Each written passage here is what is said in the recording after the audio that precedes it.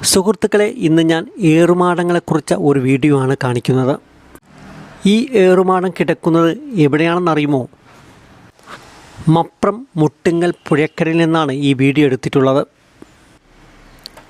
ഈ പുഴക്കരയിൽ കളിക്കാനെത്തുന്ന കുട്ടികളാണ് ഈ ഏറുമാടം ഉണ്ടാക്കിയിട്ടുള്ളത്. പുഴക്കരയിലുണ്ടാവുന്ന ഒരു മരത്തിൻ്റെ ശിഖരങ്ങളിലാണ് ഈ ഏറുമാടം ഉണ്ടാക്കിയത്. ചാലിയാർ പുഴ ആവോളം ആസ്വദിക്കാം. ഈ ഏറുമാടത്തിലിരുന്നാൽ കൂളിമാട് പാലവും അടിപൊളിയായി ആസ്വദിക്കാം. നല്ല ഉയരമുണ്ട്.